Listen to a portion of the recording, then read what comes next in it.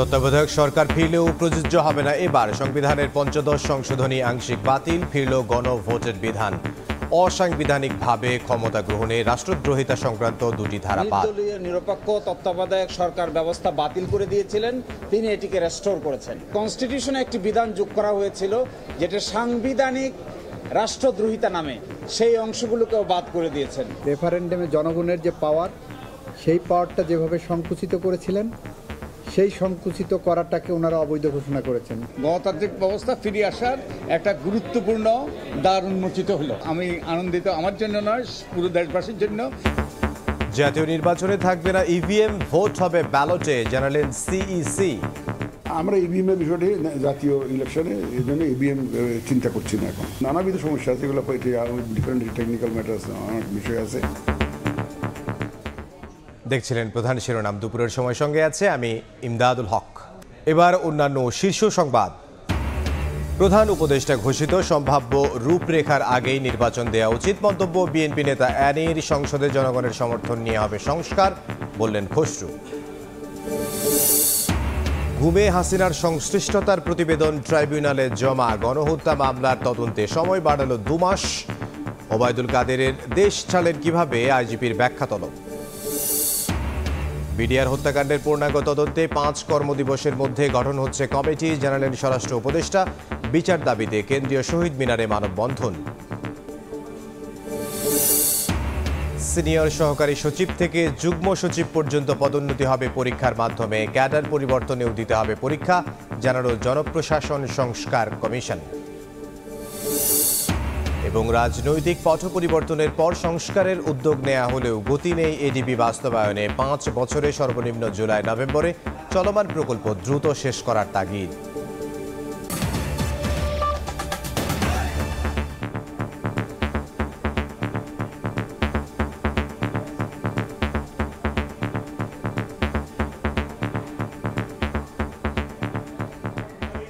এক যুগেরও বেশি সময় পর ফিরল তত্ত্বাবধায়ক সরকার ব্যবস্থা।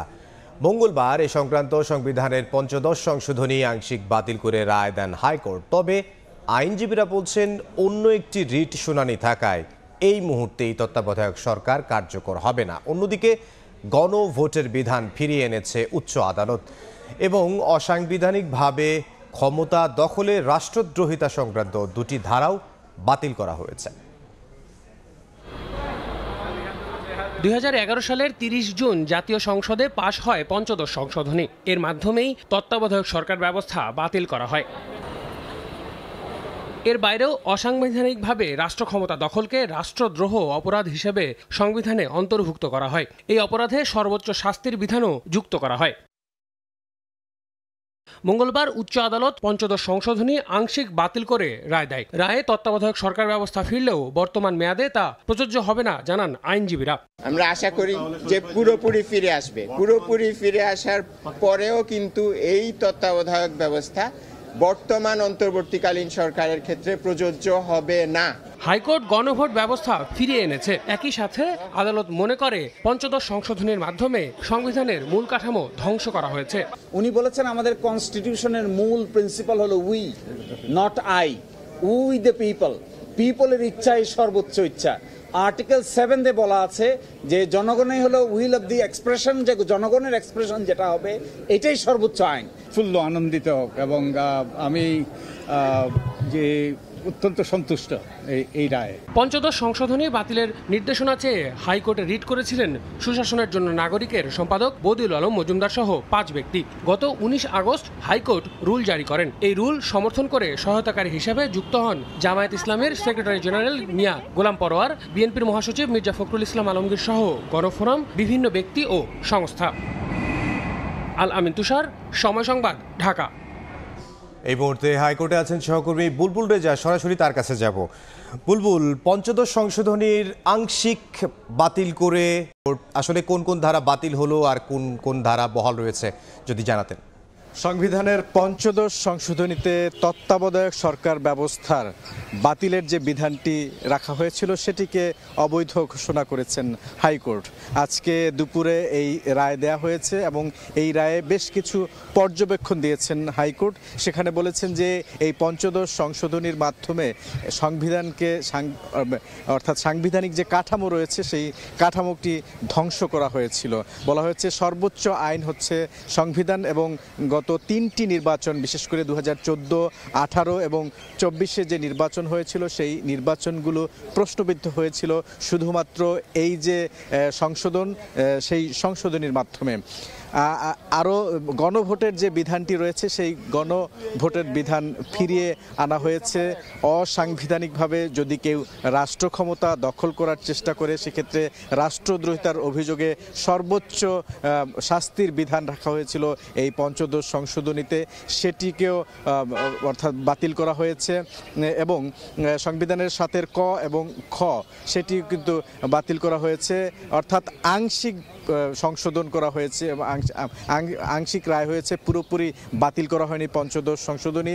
এরপরে আইনজীবীদের সঙ্গে আমরা কথা বলেছিলাম, রিটকারীর আইনজীবী যারা রয়েছেন তারা বলছেন এখনই আমরা পুরোপুরি তত্ত্বাবধায়ক সরকার ব্যবস্থায় ফিরে গেছি এটি বলার সুযোগ হয়নি, কারণ ত্রয়োদশ সংশোধনীতে একটি রিভিউ পেন্ডিং রয়েছে, সেটি নিষ্পত্তি না হওয়া পর্যন্ত কিন্তু পুরোপুরি তত্ত্বাবধায়ক সরকার ব্যবস্থায় ফিরে গেছি সেটি বলা যাবে না। রিটকারী যিনি ছিলেন বদিউল আলম মজুমদার, তিনি যেটি জানিয়েছেন যে এটি একটি ঐতিহাসিক রায়, এর মাধ্যমে একটি কর্তৃত্ববাদী সরকার ব্যবস্থা কায়েম হয়েছিল এবং সেটির প্রমাণ হচ্ছে গত 3টি নির্বাচন। বিএনপির আইনজীবী যারা ছিলেন অর্থাৎ পক্ষভুক্ত আইনজীবী, তারা যেটি বলেছেন যে এর মাধ্যমে চিরস্থায়ীভাবে ক্ষমতা পাকাপোক্ত করার ব্যবস্থা করেছিল আওয়ামী লীগ এবং এইটি অবৈধ ঘোষণার মাধ্যমে, এবং যদি ত্রয়োদশ সংশোধনীর সেই আপিলটি যে রিভিউটি সেটি নিষ্পত্তি হয় তাহলে কিন্তু সেখানে ফিরতে এই মুহূর্তে আর কোনো আইনি বাধা নেই। তো এই ছিল আমার কাছে আসলে হাইকোর্ট থেকে সবশেষ পরিস্থিতি। হাইকোর্ট থেকে সহকর্মী বুলবুল রেজা।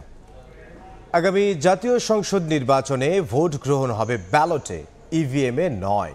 সকালে আগারগাঁওয়ে নির্বাচন ভবনে এই কথা জানান সিইসি এএমএম নাসির উদ্দিন। বলেন সরকার চাইলে যে কোনো সময় নির্বাচন করতে প্রস্তুত কমিশন।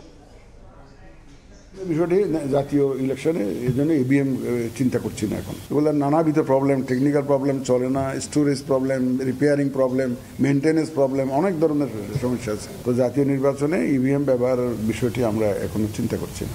আমি দায়িত্ব নেওয়ার পরে ফ্রম ডে ওয়ান আমাদের কমিশন যখন দায়িত্ব নিল ওই দিন থেকে আমরা কিন্তু কাজ শুরু করেছি, নির্বাচনের প্রস্তুতি আমরা শুরু করেছি। এদিকে ইভিএম বাতিলের পক্ষে সংস্কার কমিশন প্রধান ডক্টর বদিউল আলম মজুমদারও। এছাড়া ব্যালট পেপারে ফিরিয়ে আনা হতে পারে না ভোট, সীমানা পুনর্নির্ধারণ, স্থানীয় নির্বাচনে দলীয় প্রতীক বাতিল, দ্বিকক্ষ বিশিষ্ট সংসদে উচ্চকক্ষ নির্বাচন পদ্ধতি নিয়েও চলছে আলোচনা। রাজনৈতিক দল ও বিভিন্ন শ্রেণী পেশার প্রস্তাবনা যাচাই বাছাই করে নির্বাচন ব্যবস্থা সংস্কার নিয়ে চূড়ান্ত প্রস্তাব দেবে কমিশন। সানবির উপল জানাচ্ছেন বিস্তারিত। সুশীল সমাজের প্রতিনিধি, সুশাসনের জন্য নাগরিক সুজনের সম্পাদক ডক্টর বদিউল আলম মজুমদারকে প্রধান করে নির্বাচন ব্যবস্থা সংস্কার করতে কমিশন গঠন করে সরকার। সংস্কারের সুপারিশ তৈরিতে এরই মধ্যে কমিশন নির্ধারিত সময়ের 2 মাসের বেশি পার করেছে। এসেছে বিভিন্ন রাজনৈতিক দলের প্রস্তাব, সরাসরি আলোচনার পাশাপাশি আছে অনলাইন মাধ্যমের মতামত। বিভিন্ন মত, পথ এবং গোষ্ঠীর প্রস্তাবগুলো পর্যালোচনায় চলছে পুনঃপৌনিক বৈঠক। লক্ষ্য সংস্কারের জন্য চূড়ান্ত সুপারিশ প্রণয়ন। অংশীজনদের প্রস্তাব, রাজনৈতিক দিন দরবার, এমন বহুমাত্রিক মতামতগুলো পর্যালোচনার কোন পর্যায়ে আছে তা জানতে কমিশন প্রধানের সঙ্গে সময় সংবাদ। তবে আগামীতে ভোটের মাঠে যে বিতর্কিত ইভিএম থাকছে না সে বিষয়ে চূড়ান্ত সুপারিশের ইঙ্গিত তার। এই একটা বিষয় আমরা বোধহয় পরিষ্কার হয়ে বলতে পারি, ইভিএম হবে না। কারণ ইভিএম কারিগরিভাবে ত্রুটিযুক্ত, আর এছাড়াও ইভিএম করতে হলে রাজনৈতিক ঐক্যমত্য লাগবে। দ্বিকক্ষ বিশিষ্ট পার্লামেন্টের ব্যাপারে আমাদের রাজনৈতিক দলগুলোই তো এটা প্রস্তাব করছে এবং এই ব্যাপারে বোধহয় একটা ব্যাপক জনমত আছে।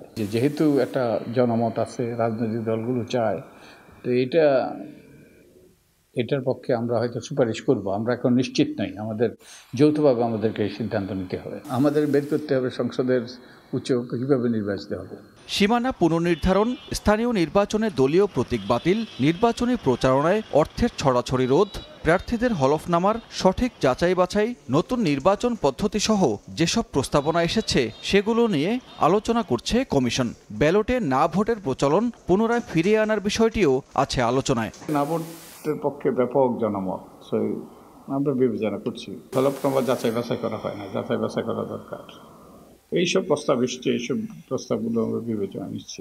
নিজেদের মধ্যে আলোচনার পাশাপাশি সরকার গঠিত অন্য কমিশনের সঙ্গে আলোচনার পর নতুন বছর শুরুর আগেই চূড়ান্ত প্রতিবেদন জমা দেবে নির্বাচন ব্যবস্থা সংস্কার কমিশন।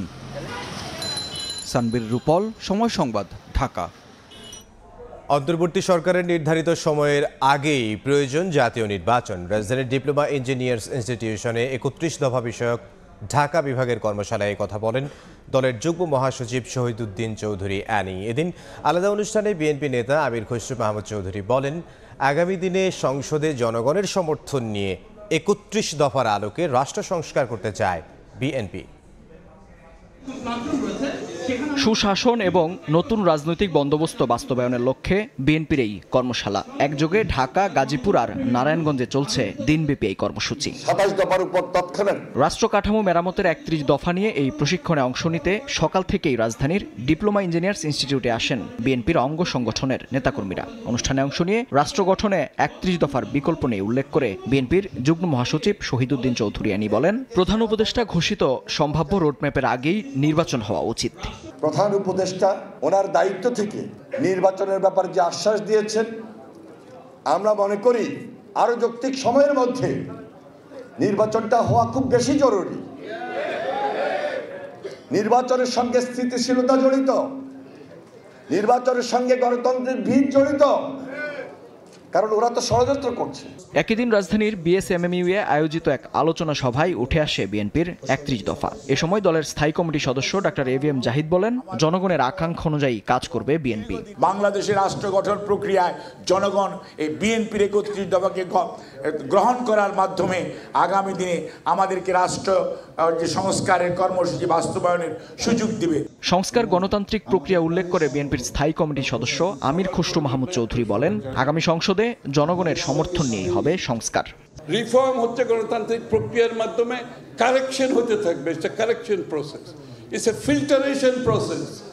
রিফর্ম কেউ একা বসে একটা টেবিলে রিফর্ম করে না, এটা গণতান্ত্রিক প্রক্রিয়া, এটা সংসদে হতে হয়, এটার ওনারশিপ থাকতে হয়, রাজনীতিবিদদের মধ্যে জনগণের মধ্যে ওনারশিপ থাকতে হয়। সুতরাং বাংলাদেশের রিফর্ম হবে আগামী দিনে সংসদে জনগণের ম্যান্ডেট নিয়ে। অনুষ্ঠান শেষে বিএনপির পক্ষ থেকে গণ অভ্যুত্থানে আহতদের মাঝে আর্থিক সহায়তা তুলে দেন নেতারা। মেহেদী হাসান, সময় সংবাদ, ঢাকা। ওবায়দুল কাদের কিভাবে দেশ ছেড়ে পালালেন, প্রশ্ন উঠল আন্তর্জাতিক অপরাধ ট্রাইব্যুনালে। ২ সপ্তাহের মধ্যে ব্যাখ্যা চেয়েছেন আদালত। জুলাই আগস্টের গণহত্যার মামলায় শেখ হাসিনার বিরুদ্ধে 2 মাসের মধ্যে তদন্ত শেষ করার নির্দেশও দেওয়া হয়েছে। আর ইন্টারপোলের রেইড নোটিশের অগ্রগতি জানাতে বলা হয়েছে 2 সপ্তাহের মধ্যে। এদিন আওয়ামী লীগের মন্ত্রী, আমলা, বিচারপতি সহ 16 জনকে হাজির করা হয়। এদিকে গুমের ঘটনায় শেখ হাসিনার সংশ্লিষ্টতার প্রতিবেদন ট্রাইব্যুনালে জমা দেওয়া হয়েছে। আন্তর্জাতিক অপরাধ ট্রাইব্যুনালের হাজতখানা পরিণত হয় আওয়ামী লীগের একখণ্ড মন্ত্রিসভায়। জুলাই আগস্টের গণহত্যার মামলায় এদিন হাজির করা হয় দলটির 12 মন্ত্রী, 2 উপদেষ্টা, 1 সচিব ও 1 অবসরপ্রাপ্ত বিচারপতি সহ 16 জনকে। পুরোটা সময় কেটেছে একে অপরের সঙ্গে আলাপচারিতায়। মঙ্গলবার কেরানীগঞ্জ, গাজীপুর, নারায়ণগঞ্জ কারাগার থেকে হাজির করা হয় 16 জনকে। বেশি বিমর্ষ দেখা গেছে জুনায়েদ আহমেদ পলককে। হাস্যোজ্জ্বল ছিলেন ইনু, মেনন। এ সময় পলককে ভয় না পেতে সাহস দেন তার আইনজীবী। দেখা করেন পরিবারের সদস্যদের সঙ্গেও। শুনানির শুরুতে গুম কমিশনের আংশিক রিপোর্ট আদালতে উপস্থাপন করে প্রসিকিউশন। রিপোর্ট অনুযায়ী তারা বলেন, জুলাই আগস্টের গণহত্যা এবং গত 16 বছরে গুম খুন অপহরণের নিউক্লিয়াস ছিলেন শেখ হাসিনা। 2 মাসের মধ্যে শেখ হাসিনা তদন্ত শেষ করার নির্দেশ দেন বিশেষ ট্রাইব্যুনাল। 2 সপ্তাহের মধ্যে জানাতে বলা হয়েছে ইন্টারপোলের রেড নোটিশের অগ্রগতি। অপরাধের নিউক্লিয়াস শেখ হাসিনা, তিনি তার গ্রেপ্তারের ব্যাপারে যে আমরা ইন্টারপোলের মাধ্যমে রেড নোটিশ জারি করা, আদালতের যে গ্রেপ্তারি পরোয়ানা সেটা কার্যকরের কি ব্যবস্থা, এবং ভারতের সাথে সম্পাদিত যে অপরাধীর বহিঃসমর্পণ চুক্তি অর্থাৎ এক্সট্রাডিশন ট্রিটি, সেই অনুযায়ী কতদূর ব্যবস্থা নেওয়া হয়েছে সেটা জানার জন্য আদালত পরবর্তী 2 সপ্তাহের মধ্যে একটা প্রতিবেদন চেয়েছেন। গুমের ব্যাপারে যেহেতু একটা কমিশনের একটা পূর্ণাঙ্গ একটা বড় ধরনের তদন্ত আমরা পেয়েছি, এটা আমাদের জন্য হেল্প করবে আর কি, হেল্পফুল হয়েছে। আমরা ওই রিপোর্টটাকেও গ্রহণ করব, পাশাপাশি আমাদের নিজস্ব তদন্ত সংস্থাও কাজ করবে এর বাইরে। ওবায়দুল কাদের কোথায় সেই প্রশ্ন ওঠে ট্রাইব্যুনালে। প্রসিকিউশনের দাবি, গ্রেফতারি পরোয়ানা জারির পরও দেশে ছিলেন কাদের। তাহলে কিভাবে দেশ ছাড়লেন? 2 সপ্তাহের মধ্যে এর ব্যাখ্যা দিতে বলা হয়েছে আইজিপিকে। গ্রেপ্তারি পরোয়ানা জারি হওয়ার পরে বাংলাদেশে কোথায় তিনি কিভাবে ছিলেন, কেন তাকে গ্রেপ্তার করা হয়নি, বা তিনি কিভাবে পরবর্তীতে বাংলাদেশের সীমান্ত অতিক্রম করেছেন, এই ব্যাপারে আইন শৃঙ্খলা রক্ষাকারী বাহিনীর কাছে একটা ব্যাখ্যা চাওয়া হয়েছে, এবং সেটা 15 দিনের মধ্যে যাতে এই ব্যাখ্যা দেওয়া হয় সেটা জানানোর জন্য আদালত নির্দেশ দিয়েছেন। পরে 16 রাজনীতিবিদ, আমলা ও বিচারপতির বিরুদ্ধে 2 মাসের মধ্যে তদন্ত শেষ করার নির্দেশ দেন বিশেষ ট্রাইব্যুনাল। বর্তমানে 4 মামলায় 72 জনের বিচার চলছে। আফজাল হোসেন, সময় সংবাদ, ঢাকা। পিলখানা হত্যার তদন্তে মন্ত্রণালয়ের অধীনে কমিটি নয়, জাতীয় কমিশন গঠনের দাবি উঠেছে, যেখানে থাকতে পারবে না আমলা কিংবা স্বৈরাচারের দোসররা। হত্যার বিচারের দাবিতে সকালে কেন্দ্রীয় শহীদ মিনারে মানববন্ধনে এ দাবি জানান নিহতদের পরিবারের সদস্য ও সাবেক বিডিআর কর্মকর্তারা। এদিকে সচিবালয়ে স্বরাষ্ট্র উপদেষ্টা জানান, পূর্ণাঙ্গ তদন্তে 5 কর্মদিবসের মধ্যে কমিটি গঠন করা হচ্ছে। কেউ হারিয়েছেন বাবা, কেউ বা স্বামী, কারো স্বজন আবার 15 বছর ধরে কারাগারে। 2009-এ বিডিআর সদর দফতরে 74 হত্যাকাণ্ডের বিচার এখনো শেষ হয়নি। তাই কেন্দ্রীয় শহীদ মিনার আজও প্রকম্পিত বিচার দাবির স্লোগানে। শহীদ মিনারে মানববন্ধনে অংশ নিয়ে বৈষম্য বিরোধী ছাত্র আন্দোলনের কেন্দ্রীয় সমন্বয়ক ও নিহতদের পরিবারের সদস্যরা অভিযোগ করেন, সুষ্ঠু তদন্তে গড়িমসি করছে সরকার। কিন্তু নিন্দা জানানোর মধ্যে সীমাবদ্ধ থাকবে না, আমাদের কেন আন্দোলনে নামতে হবে? আপনারা বিপ্লবী সরকার নন বটে, কিন্তু আপনারা বিপ্লবীদের প্রতিনিধিত্ব করছেন ওইখানে। এই সাইকোলজিক্যাল প্যাথোলজিক্যাল সাইকোপ্যাথ কিভাবে আমাদের চৌকুশ অফিসার নজন অফিসারগুলোকে হত্যা করেছে তার সুষ্ঠু তদন্ত এই মুহূর্তে আগামী 24 ঘন্টার মধ্যে কমিশন গঠন করে তার নমুনা দেখে। সাবেক বিডিআর কর্মকর্তারা বলেন, সত্য গোপনে বারবার প্রহসনের কমিটি করেছিল পতিত আওয়ামী লীগ সরকার। এবার তাই সুষ্ঠু তদন্তের স্বার্থে গঠন করতে হবে জাতীয় কমিশন। এটা স্বরাষ্ট্র মন্ত্রণালয়ের কোনো কমিটি হবে না, এটা জাতীয় কমিটির কমিশন হতে হবে। যারা স্বরাষ্ট্র মন্ত্রণালয়ে আছেন অনুগ্রহপূর্বক গেজেটে পাবলিশ করেন, আমাদের রাজপথে নামাবেন না। নিরপেক্ষ তদন্ত কমিটি গঠন করতে হবে। কোনো বিতর্কিত ব্যক্তিকে, ফ্যাসিস্ট রেজিমের কোনো ব্যক্তিকে এই তদন্ত কমিটিতে রাখা যাবে না। সচিবালয়ে ব্রিফিংয়ে স্বরাষ্ট্র উপদেষ্টা জানান, পিলখানা হত্যাযজ্ঞের বিচারের জন্য 5 কার্যদিবসের মধ্যে গঠন করা হবে তদন্ত কমিটি। বিডিআর হত্যাকাণ্ডের ন্যায় বিচার নিশ্চিতকরণে আগামী 5 কার্যদিবসের মধ্যে একটি তদন্ত কমিটি গঠন করা হবে। অবসরপ্রাপ্ত বিচারক, সিভিল সার্ভিস, সশস্ত্র বাহিনী ও পুলিশের অবসরপ্রাপ্তদের নিয়ে গঠিত করা হবে। সিনিয়র সহকারী সচিব থেকে যুগ্ম সচিব পর্যন্ত পদোন্নতিতে পরীক্ষা পদ্ধতি চালুর কথা ভাবছে জনপ্রশাসন সংস্কার কমিশন। এছাড়া ক্যাডার পরিবর্তনের ক্ষেত্রেও দিতে হবে পরীক্ষা। পাশাপাশি সরকারি চাকরি এবং নাগরিকদের পাসপোর্টে পুলিশ ভেরিফিকেশন বাতিলের পক্ষেও মত কমিশনের। সকালে গণমাধ্যম কর্মীদের সঙ্গে আলোচনায় উঠে আসে এসব বিষয়। জনপ্রশাসনের সংস্কার আনতে অন্তর্বর্তীকালীন সরকার গঠিত কমিশন বিভিন্ন শ্রেণী পেশার প্রতিনিধিদের ফোরামে আলোচনার ধারাবাহিকতায় মঙ্গলবার বৈঠক করে গণমাধ্যম কর্মীদের সঙ্গে।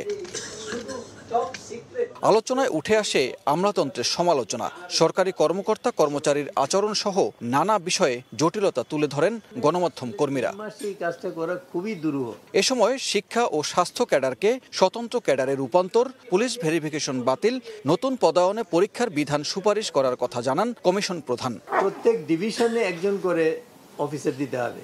আর আমাদের চিন্তা, এখন আমরা আলাপ করছি এটা, যে এটা সম্ভবত জুডিশিয়াল সার্ভিসের অফিসার দেওয়া হবে, অ্যাডমিনিস্ট্রেশন সার্ভিসের না। জনপ্রশাসন মন্ত্রণালয়ের সচিবের মতে আমলাতন্ত্র কখনো গণতন্ত্রকে রক্ষা করতে পারবে না। স্বাস্থ্য কমিশনকে আলাদা করার পরামর্শ দিয়েছি এবং শিক্ষা ক্যাডারকে আলাদা পরামর্শ করে দিয়েছি, এতে এটা বিরাট সেগমেন্টেশন এটা হয়ে যাবে। আর অনলাইনে প্রায় 1 লক্ষের উপরে আমরা সুপারিশ পেয়েছি। বিভিন্ন প্রস্তাবনা যাচাই বাছাই করে ডিসেম্বরের শেষেই সরকারের কাছে চূড়ান্ত প্রতিবেদন সুপারিশ আকারে দেবে কমিশন। সানবীর রূপল, সময় সংবাদ, ঢাকা। ভারত মুক্তিযুদ্ধের ইতিহাসকে অন্যভাবে দেখলেও বিশ্ববাসী জানে এটা শুধু বাংলাদেশের মুক্তিযুদ্ধ, এমন মন্তব্য করেছেন নৌপরিবহন উপদেষ্টা এম শাখাওয়াত হোসেন। সকালে সিলেট মেরিন একাডেমি প্যারেড গ্রাউন্ডে তৃতীয় সমাপনী অনুষ্ঠানে অংশ নিয়ে কথা বলেন তিনি। এর আগে নটিক্যাল ও ইঞ্জিনিয়ারিং ক্যাডেটদের গ্র্যাজুয়েশন কুচকাওয়াজ ও সালাম গ্রহণ করেন উপদেষ্টা। পরে সর্বোচ্চ কৃতিত্বের জন্য মাহমুদুল আলম সাহেবের হাতে কমান্ড্যান্ট স্বর্ণপদক তুলে দেন তিনি। এবারের কোর্সে 41 জন অংশ নেন।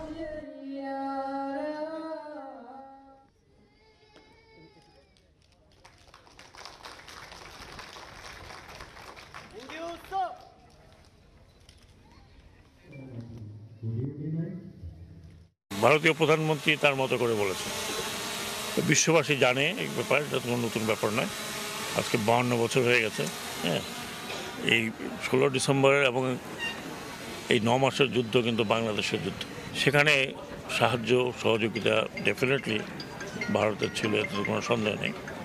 আমরা সেটাও স্মরণ করি এবং সবসময় স্মরণ রাখি একটা ফ্রেন্ডলি কান্ট্রি হিসেবে। এখন ওটা যদি ওনারা অন্যভাবে ইতিহাসে দেখেন সেটা ওনাদের ব্যাপার। ইস্ট ওয়েস্ট ইউনিভার্সিটির সাবেক শিক্ষার্থী তাসবির হোসেন শিহানকে কুপিয়ে হত্যার প্রতিবাদে বিক্ষোভ সমাবেশ করেছেন শিক্ষার্থীরা। দুপুরে রাজধানীর আফতাবনগরে ক্যাম্পাসের সামনে এই সমাবেশ হয়। এ সময় শিক্ষার্থীরা অভিযোগ করেন শিহানকে পরিকল্পিতভাবে হত্যা করা হয়েছে। শিহান তাঁর ফেসবুকে ভারতীয় আধিপত্যবাদ নিয়ে লেখালেখি করতেন বলেই সে দেশের গোয়েন্দা সংস্থা তাকে হত্যার পরিকল্পনা করে বলেও অভিযোগ করা হয়। দ্রুত হত্যা রহস্য উন্মোচিত না হলে কঠোর আন্দোলনের হুঁশিয়ারি দেন শিক্ষার্থীরা। গাজীপুরের কালিয়াকৈরে গত বৃহস্পতিবার ভোর 5টার দিকে ইস্ট ওয়েস্ট ইউনিভার্সিটির সাবেক শিক্ষার্থী তাসবির হোসেন শিহানকে কুপিয়ে হত্যা করে দুর্বৃত্তরা। ভারতীয় আধিপত্যের বিরুদ্ধে ছিল, সেই ক্ষেত্রে আবরার ফাহাদকে যেভাবে হত্যা করা হয়েছে আমরা এই কারণে সন্দিহান এবং সন্দেহ প্রকাশ করছি কোনোভাবে ভারত যদি এই ঘটনার সাথে জড়িত থাকে এটা আশ্চর্য হওয়ার কোনো কিছু নেই। দেখা যায় যে তারা মহাসড়ক পুলিশের কাছে দিতে বলে, মহাসড়ক পুলিশ আবার থানার কাছে দিতে বলে। এই ডিলেগুলো হয়েছে এই লাশ নিয়ে, এবং এরপরে আমরা দেখি যে আন্দোলন না করা পর্যন্ত পুলিশ কোনো ব্যবস্থা নেয়নি, মামলার কোনো অগ্রগতি ছিল না। আমাদের কার্যক্রম একটু স্থগিত রাখবো। আমরা যদি দেখতে পাই যে প্রশাসন তাদের প্রক্রিয়া আবার স্থগিত করেছে, আমরা আবার মাঠে নেমে পড়ব, আমরা আবার রাজপথ কাঁপাবো।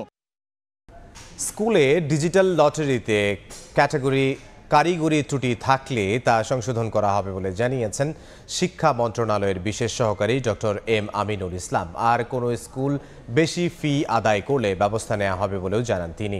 সকালে সেগুনবাগিচায় আন্তর্জাতিক মাতৃভাষা ইনস্টিটিউটে 2025 সালের সরকারি ও বেসরকারি মাধ্যমিক বিদ্যালয়ে প্রথম থেকে নবম শ্রেণী পর্যন্ত শিক্ষার্থী ভর্তির জন্য ডিজিটাল লটারির মাধ্যমে উদ্বোধনী অনুষ্ঠানে কথা বলেন তিনি। এবার সরকারি স্কুলে 1,08,716টি আসনের বিপরীতে 6,35,072টি এবং বেসরকারি স্কুলে 10,07,673 আসনের বিপরীতে 3,48,467টি আবেদন জমা পড়ে।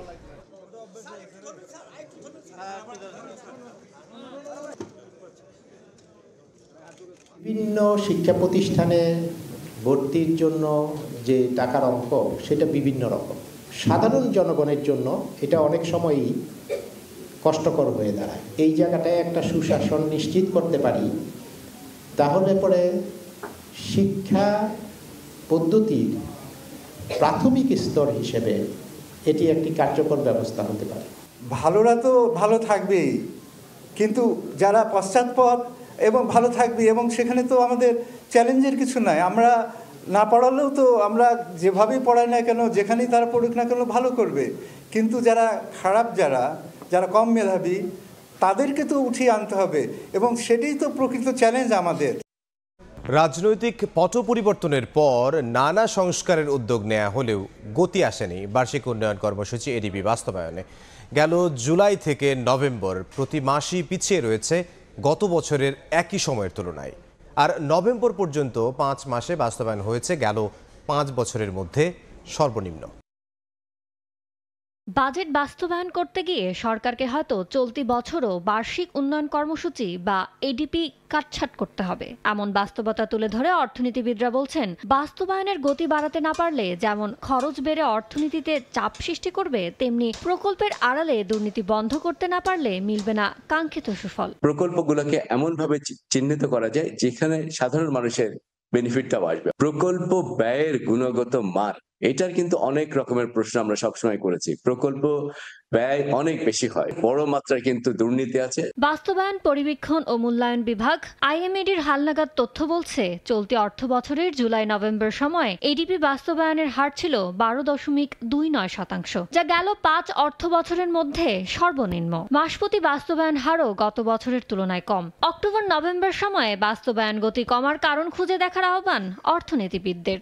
অর্থ ছাড়ের ব্যাপার নাকি প্রজেক্টের যারা ডাইরেক্টর ছিলেন তাদেরকে সরানো হয়েছে সেটার কারণে শ্লথ হয়ে গেছে, নাকি বৈদেশিক যে সাহায্য এইসব প্রকল্পে আসার কথা ছিল সেটার সম্বন্ধে যদি সমস্যা হতো তো তাহলে তো আমরা এটা আরো একটু বেগবান আমরা করতে পারতাম। আইএমইডির প্রতিবেদন বলছে, 5 মাসে স্বাস্থ্য খাতের জন্য বরাদ্দের 3% ব্যয় করতে পারেনি স্বাস্থ্য মন্ত্রণালয়। চলতি অর্থ বছরের জন্য এডিপিতে মোট বরাদ্দ রাখা হয়েছে 2,78,288,90,00,000 টাকা। ইয়ানুর শিফাত, সময় সংবাদ, ঢাকা। বকেয়া বেতন পরিশোধ না করাকে শ্রমিক অসন্তোষ তৈরির জন্য দায়ী করেছেন শ্রম সংস্কার কমিশনের প্রধান সুলতান উদ্দিন আহমেদ। রাজধানীর একটি হোটেলে বৃত্তিমূলক শিক্ষা ব্যবস্থা নিয়ে গবেষণা প্রতিষ্ঠান সিপিডি আয়োজিত সংলাপে তিনি একথা বলেন। কমিশন প্রধান বলেন, শ্রমিকদের জন্য নিরাপদ কাজের পরিবেশ তৈরি করতে হবে, পাশাপাশি অটোমেশনকে সামনে রেখে তাদের দক্ষ হিসেবে গড়ে তুলতে মালিকদেরই এগিয়ে আসতে হবে।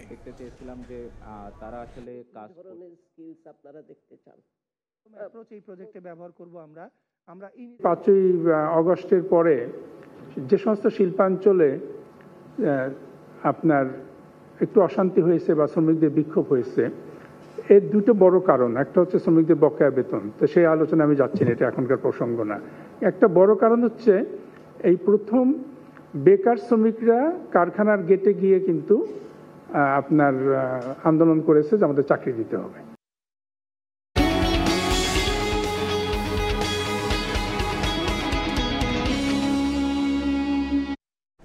আমদানি পণ্যের কন্টেইনার অফ ডকে পাঠানো নিয়ে বন্দর ও বিজিএমই এর মধ্যে চলছে দ্বন্দ্ব। কন্টেইনার ডেলিভারিতে নিতে 4 গুণ খরচ বেড়ে বছরে 10,000 কোটি টাকার ক্ষতির শঙ্কা ব্যবসায়ীদের। এদিকে সিদ্ধান্ত বদলাতে মন্ত্রণালয়ে চিঠি দিয়েছে বিজিএমই। শাখাউত ত্রিপুর ক্যামেরায় বিস্তারিত কমলদের রিপোর্টে।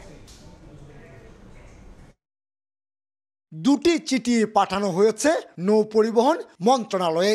এর মধ্যে প্রথম চিঠি চট্টগ্রাম বন্দর থেকে পাঠানো হয়েছে সমস্ত এফসিএল কন্টেনার বন্দরের ইয়ার্ড এবং শেডের পরিবর্তে অফডক থেকে ডেলিভারি নেওয়ার সিদ্ধান্তের কথা জানিয়ে, আর বন্দরের এই সিদ্ধান্তের সঙ্গে দ্বিমত জানিয়ে দ্বিতীয় চিঠি পাঠিয়েছে গার্মেন্টস ব্যবসায়ীদের সংগঠন বিজিএমইএ। বিজিএমই এর দাবি, বন্দরের পরিবর্তে অফডক থেকে ডেলিভারি নিতে গেলে খরচ বেড়ে দাঁড়াবে 12,605 টাকা এবং 14,400 টাকা। পার ইয়ারলি যদি 1000 কন্টেনার করি তাহলে আমার অলমোস্ট 1 কোটি টাকার উপরে খরচ বেড়ে যাবে। তো পুরো বাংলাদেশে যদি এই এফেক্টটা পড়ে তাহলে এটা আলটিমেটলি গিয়ে আমাদের প্রাইসের উপরে এফেক্টটা পড়বে। আমদানিকৃত কাঁচামাল অফডক থেকে ডেলিভারি নেওয়ার বিধান চালু হলে খরচের পাশাপাশি সময়ও বাড়বে বলে শঙ্কিত গার্মেন্টস ব্যবসায়ীরা। অফডকে কাস্টমসের অফিসার যেতে হবে, তারপর ওরা অ্যাপ্রেস করবে, এটা হয়তো আরও একদিন ডিলে হবে। এভাবে পেতে আমার 2 থেকে 3 দিন সময় বেশি যেতে পারে। ডেলিভারি ব্যবস্থা পরিবর্তনের সিদ্ধান্তে অনড় থেকে খরচ কমানোর ক্ষেত্রে জাতীয় রাজস্ব বোর্ডের পাশাপাশি অফডক মালিকদের সঙ্গে আলোচনায় বসার পরামর্শ বন্দর কর্তৃপক্ষের। আর অফডক মালিকদের সংগঠন বিগডার দাবি, ডেলিভারি খরচ বাড়লেও জাহাজ ভাড়া কমিয়ে তা পুষিয়ে নিতে পারবে বিজিএমইএ। আমাদের চট্টগ্রাম বন্দর কর্তৃপক্ষ থেকে যা যা সহায়তা করা দরকার আমরা একটা উইন উইন সিচুয়েশনে থেকে সব আমদানি রপ্তানিকারকদেরকে আমরা সহায়তা করতে চাই। ফ্রেট কমে যাওয়াতে আমদানিকারকদের পুষিয়ে যাবে, কারণ তারা তখন কম ফ্রেটে আমদানি পণ্যবাহী কন্টেনার বিভিন্ন দেশ থেকে আমাদের দেশে আমদানি করতে পারবে। বছরে 6 থেকে 7 লাখ রফতানি কন্টেনার, 2 লাখ আমদানি এবং 50,000 খালি কন্টেনার হ্যান্ডেলিং সক্ষমতা রয়েছে অফডকগুলোর। বন্দরের সিদ্ধান্ত কার্যকর হলে অন্তত 25 লাখ কন্টেনার হ্যান্ডেলিং সক্ষমতা অর্জন করতে হবে অফডকগুলোকে। এখন যেহেতু কাজের পরিধি বাড়ছে, তাই নতুন নতুন অফডক তৈরি করার কোনো বিকল্প দেখছেন না আমদানি রপ্তানিকারক ব্যবসায়ীরা। চট্টগ্রামের এসাক ব্রাদার্স থেকে কমল দে, সময় সংবাদ। সারা দেশে বাড়ছে শীতের তীব্রতা, সবচেয়ে বেশি দুর্ভোগে ছিন্নমূল মানুষ। আর হাসপাতালে প্রতিদিন বাড়ছে বয়স্ক ও শিশু রোগীর সংখ্যা। এদিকে আজ তেঁতুলিয়ায় দেশের সর্বনিম্ন তাপমাত্রা রেকর্ড করা হয়েছে 9.1 ডিগ্রি সেলসিয়াস।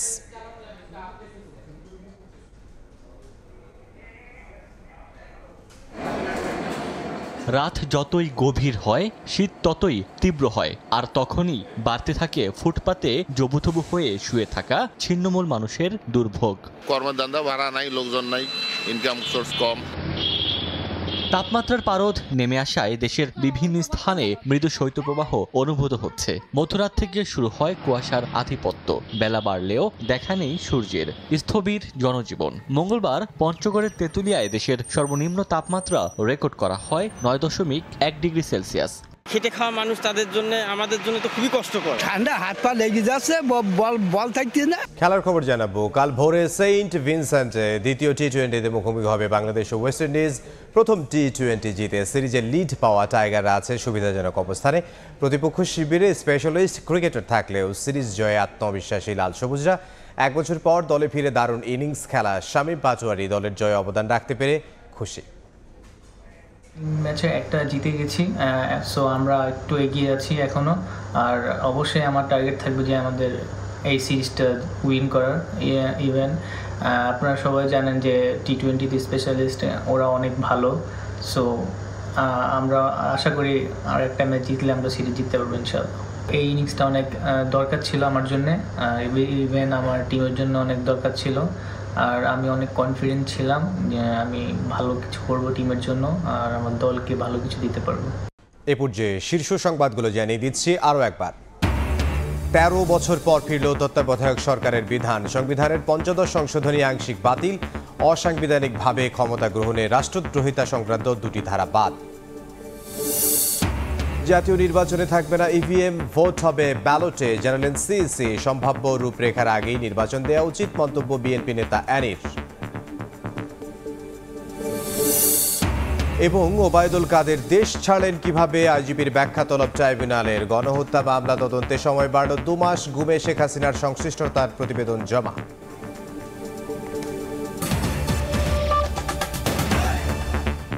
এই ছিল দুপুরের সময়, সঙ্গে থাকুন সবাই।